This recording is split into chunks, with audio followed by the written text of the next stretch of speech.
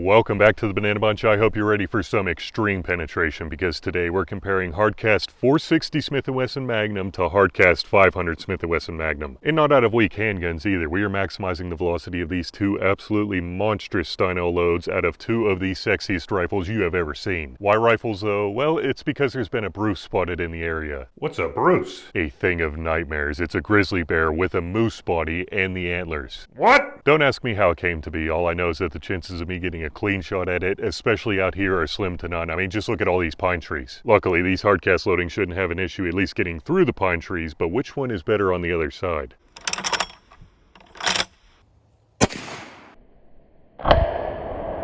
Sorry about that one, guys. I guess I didn't figure out where this rifle was hitting exactly.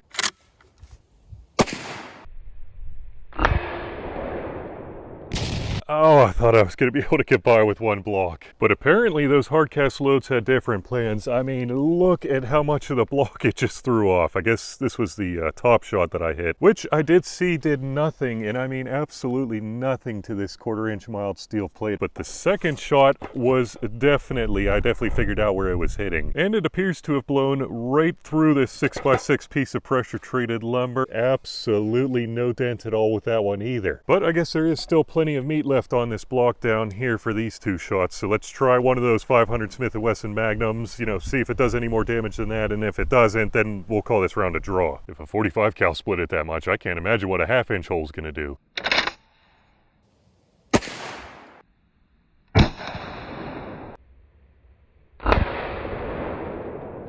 Well, if for some crazy reason you came here for wooden fireworks, it wasn't part of my agenda, but you will not be leaving disappointed, that's for dang sure. And if you could be here, it smells like a wooden firework. My gosh, does that smell good. Anyway, let us see what happened. Wait, what do you mean it wasn't anything good? Terry, would you quit spoiling freaking everything? Oh my gosh. Anyway, I guess we better see which way this was oriented. I believe that, oh yeah, decent enough shot placement. Let's check out, guys, what in the hell is, holy shit, it didn't go through the block. I mean, that's a lot more surface area going through, but still, I just wonder if the bullet's anywhere nearby. I didn't have any luck finding the bullet, but let me try one more shot with the meatiest part left of the bullet, or the block. I don't understand how that didn't go through.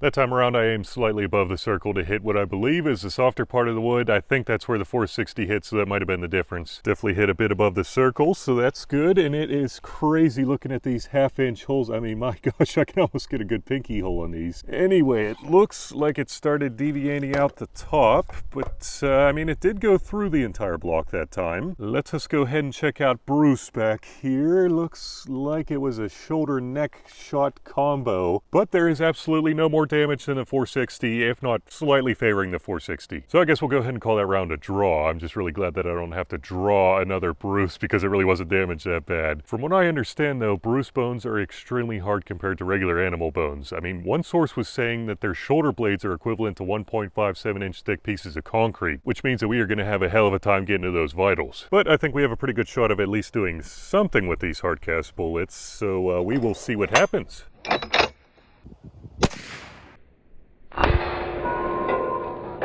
Holy shit, I don't think I've ever seen a piece of concrete get splattered so. I mean, I have literally never seen a piece of concrete, all the powder so evenly dispersed on a piece of steel before. Man, let's see if that means good things for Bruce back here, the Bruce's vitals. Yeah, I'm not seeing, well, there actually is a little bit of a dent, but nothing too crazy. So, I mean, that's pretty decent for concrete, or, I mean, Bruce bones equivalent, but let's see what that 500 Smith & Wesson can do.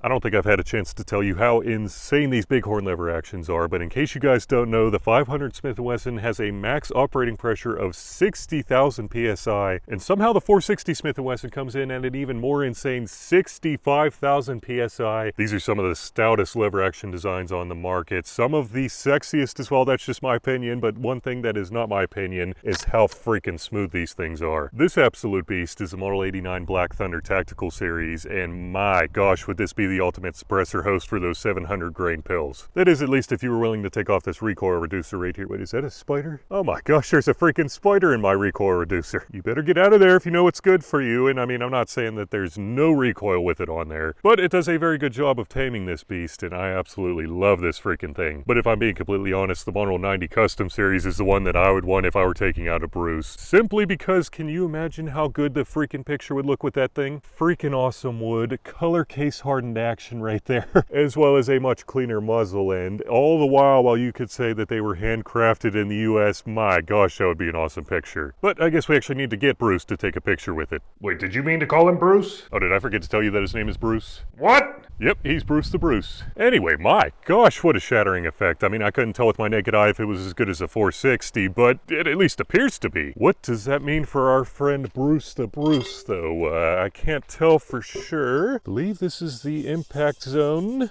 Here is a 460 dent right here, and I am not seeing jack shite. Somehow the 460 Smith & Wesson is pulling ahead by, a slight margin at least, and something that I am more concerned with than Bruce bones is Bruce skin. Multiple sources were saying that their skin, at least on some areas of their body, is as tough as mild steel. Where are you getting all these sources? I'm not exactly sure how thick of mild steel they're claiming, but I think we'll start off with a 1/4 inch thick piece and then work our way up if we need to figure out which cartridge is better at getting through mild steel.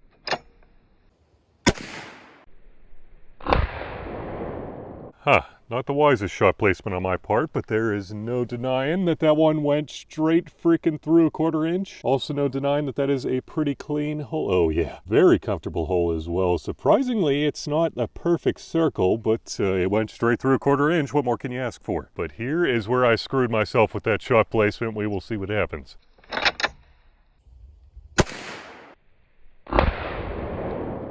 I should have known with rifles that accurate it wasn't going to be an issue, and I should also point out with ammo that accurate, I definitely should have known that it wasn't going to be an issue. I mean, the standard deviations on that Steinel stuff are so insane for handgun cartridges, I couldn't freaking believe it. You probably know Steinel for their modern day loadings of old military cartridges, but I bet you didn't know that they load for a shitload of other cartridges, including these monstrous ones. They have several different loadings for each that are much easier on the piggy bank than, some of the other large players out there. And what the hell is going on here? From back there, it looked like it went straight through. I have never seen this before. Oh my gosh, it definitely did not cleanly go through a 1/4 inch of Bruce skin. Okay, so at this point, the 460 Smith & Wesson is pulling ahead by a pretty good margin, but maybe not if we move back to the basics. I want to answer the very simple question. If the Bruce were hiding behind sand, will we be able to get to him with either of these cartridges? More specifically, 6 inches of sand, which I know doesn't sound like a whole lot, but we have proven that it'll stop a 50 BMG EMACS. So this is one serious box. And this time around, I'm thinking that the 500 has the upper hand because not only is it heavier, it's also slower moving, which seems to be the two keys to getting through the sandbox. I don't know for sure if it'll happen, but we are using some hard lead, so the odds are good. Or I should say better than usual.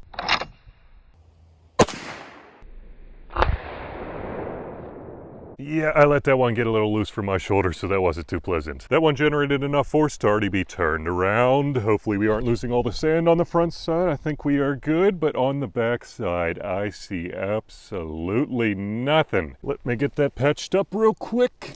All right, looking good. Like I said, I'm thinking our odds are better, but we will see.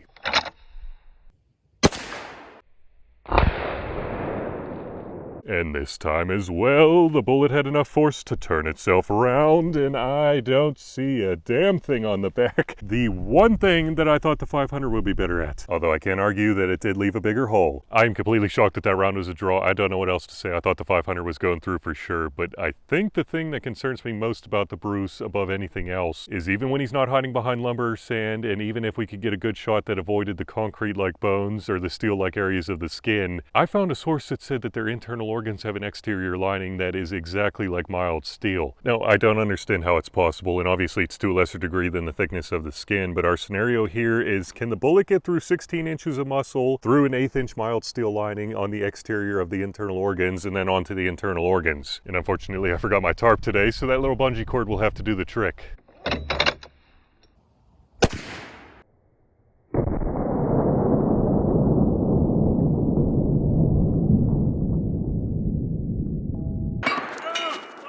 Well, Well, that didn't work as anticipated. Thank you, bungee cord. I mean, holy shit, is it covered in stuff. I don't even think the tarp would have been big enough to block it from all this. Oh my gosh. Was this a hard cast or I mean, look at that wound channel. I was not expecting this kind of wound channel up front. Look at the pinky. I mean, it just slides in that pinky hole right there. And funny enough, I misread the source. It was never mild steel exterior linings on the internal organs. It was aluminum. Can you believe it? How convenient. Let's try that one more time with the 460, and I'm gonna cinch this down a little bit tighter this time.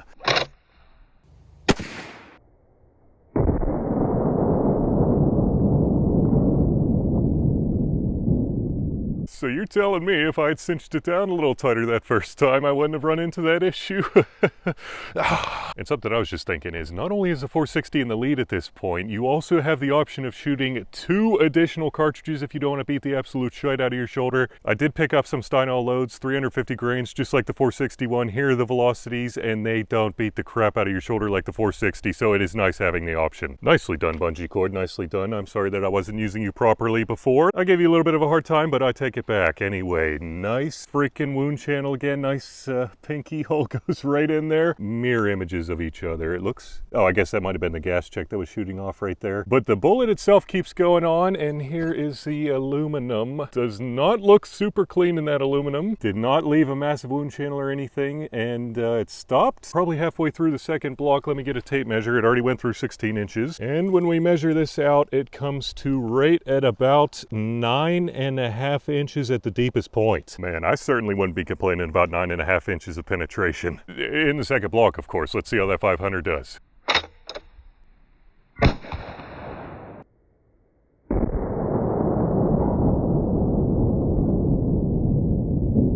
Freaking bungee cord for the win again. It helps if you use things correctly. Oh my gosh, I can see that massive hole from here. Kind of makes me want to put my pinky in. Wow. And the wound channel is not quite as good as the 460. I mean, it's still pretty freaking insane for a hardcast bullet. Kind of branches off there for some reason. I'm not sure what that was. Keeps going. Wait a second. Where's the bungee cord? Oh, shit. Oh, I guess that was a big enough